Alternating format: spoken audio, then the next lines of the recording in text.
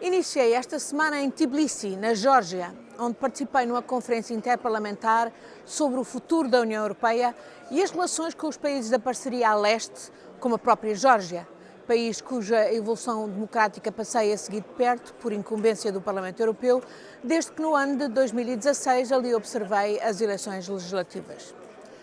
De regresso a Bruxelas, participei em reuniões de preparação da votação final do relatório da Comissão de Inquérito sobre os papéis do Panamá, de que sou vice-presidente. O relatório aponta muitos escândalos analisados pela Comissão, incluindo o apagão dito informático, que deixou sair bilhões de Portugal em transferências para offshores, sem controle da autoridade tributária e de branqueamento de capitais nos anos 2011 a 2015. Um esquema muito conveniente e oportuno para a criminalidade à solta no BES, GES, entre outros grupos.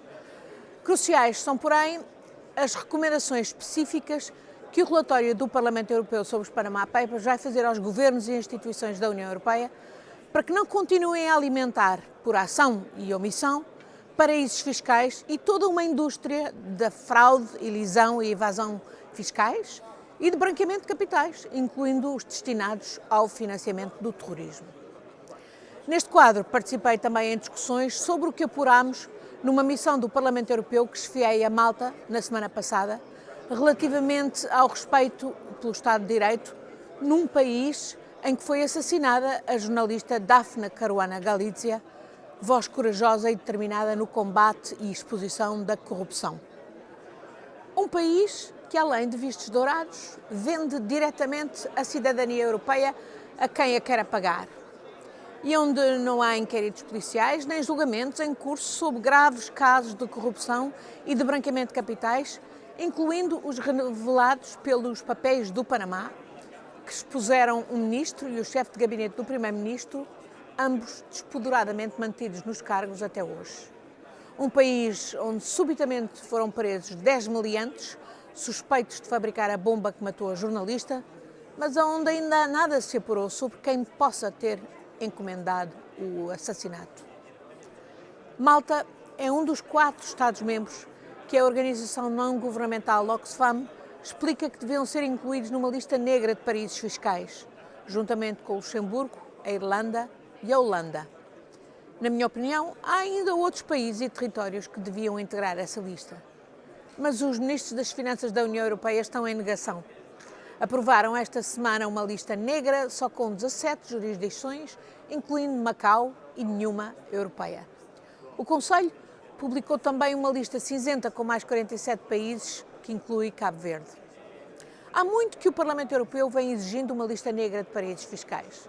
Ora, os resultados do Conselho são decepcionantes.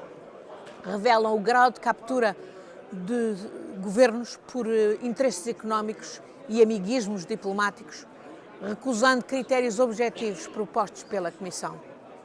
O Conselho não chegou também a acordo sobre sanções a impor aos países da dita lista negra, tornando-a relativamente inconsequente. Governos europeus demonstram assim, mais uma vez, falta de coerência e desmesurada hipocrisia quanto ao seu apregoado empenho em combater paraísos fiscais e injustiça fiscal. E por isso, ainda mais contundente terá de ser, prevejo que venha a ser, o debate e a votação do relatório sobre os Panama Papers, que vai ter lugar no plenário do Parlamento Europeu na próxima semana. Espero que esta seja uma das matérias em que o novo presidente do Eurogrupo, o professor Mário Centeno, que saúdo, venha a fazer a diferença. Sem combatermos a evasão e fraude fiscais e o branqueamento de capitais, os governos e a União não terão recursos para fazer face aos desafios, tal como não terão mercado interno e regras de concorrência a funcionar, se deixam a selva fiscal prosseguir na competição, na rivalidade entre Estados-membros.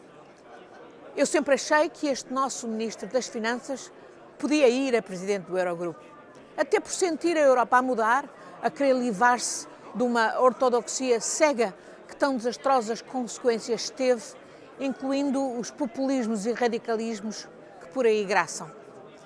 Afirmei que o professor Centeno era forte candidato quando outros em negação o recusavam. E apoiei-o porque achei que, além de poder ser bom para Portugal, seria bom para a Europa. para enterrar políticas neoliberais, austeritárias, desregulatórias, no fundo anti-europeias, que nos últimos anos desvalorizaram o imperativo da convergência entre as economias da zona euro para a sustentação da própria moeda comum europeia, para avançarmos na união bancária e para salvarmos o próprio projeto europeu. A correção da deriva austeritária feita em Portugal ao longo dos 2 últimos anos de governação precisa de ser transposta para o plano europeu sem demora.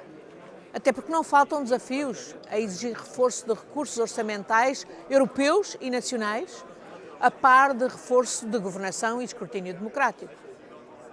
Um deles é o avançar no quadro da política comum de segurança e defesa, através das cooperações estruturadas permanentes e do Fundo Europeu de Defesa.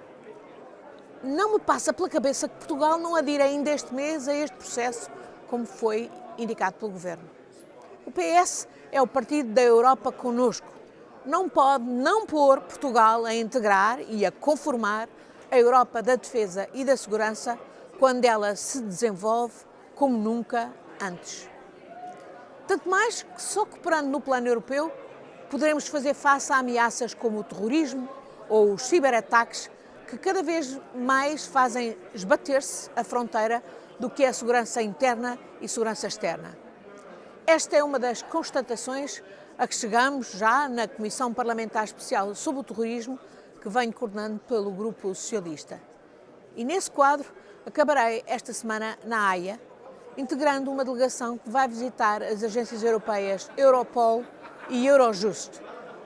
Ambas têm um papel decisivo para facilitar a cooperação policial e judiciária na União Europeia contra o terrorismo e todos os tipos de criminalidade.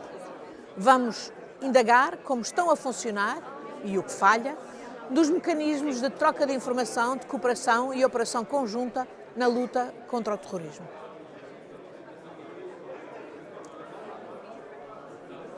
Ok?